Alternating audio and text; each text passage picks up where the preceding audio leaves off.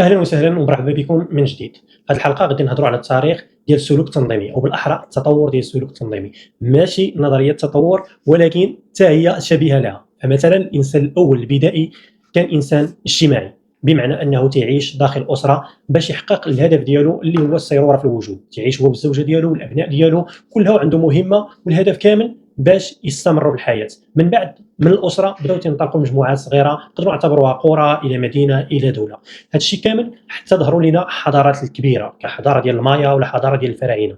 ملي تنشوفوا شنو قدموا الفراعنه للبشريه فاننا لحد الان تنبقاو منبهرين. فتخيل معايا الاهرامات بديك الروعه ديالها، فراه ما يمكنش تكون دارت غير هكاك. طبعا كاين بزاف ديال النظريات، حنا ما ندخلوش على الاساس ديال البناء، نبقاو دائما في الموضوع ديالنا ديال السلوك التنظيمي.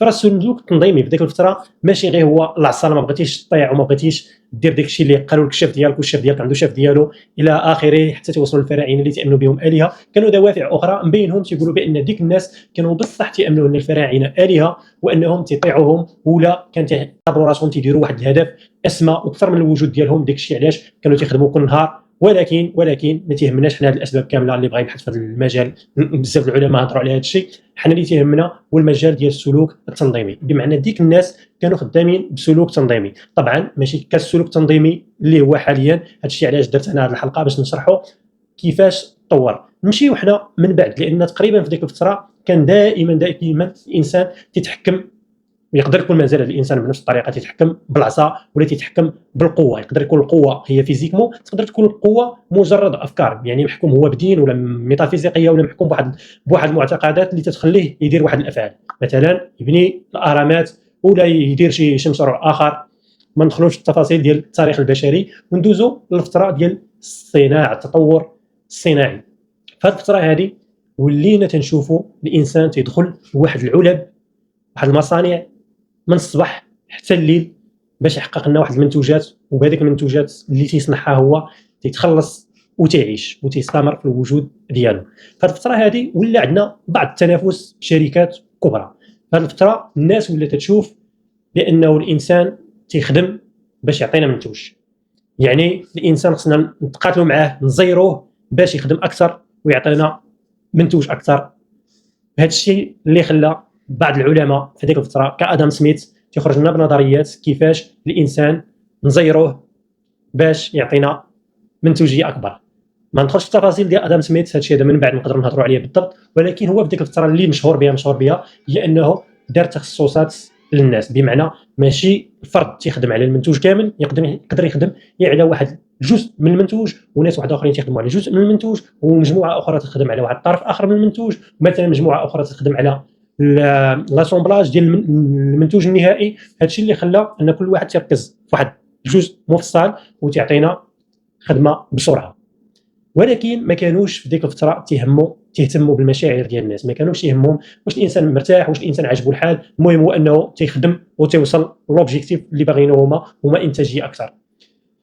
دزنا القرن العشرين، ما غاديش نهضر بانوا بزاف ديال العلماء تما اصلا بدينا تنهضروا على شي حاجه سميتها العلم ديال السلوك التنظيمي، بمعنى ولينا تنطبقوا نظريات علميه باش نفهموا الانسان، نعرفوا شنو هما الحاجيات ديال الانسان، نفهموا شنو الانسان اللي تيحركوا باش يعطي اكثر، كيفاش الانسان يقدر يتطور، شنو الحوايج اللي نقدروا نخلقوا مثلا في البيئه ديال العمل باش الانسان يعطينا قيمه مضافه بسرعه ولا بجوده اكثر. بانوا بزاف ديال العلماء، من اشهر ديالهم تايلور اللي تكونوا تسمعوا به، السيد اللي بدا تيحسب لنا التفاصيل ديال الوقت ديال شكون هذاك، شنو تيدير داك الفرد في داك المصنع.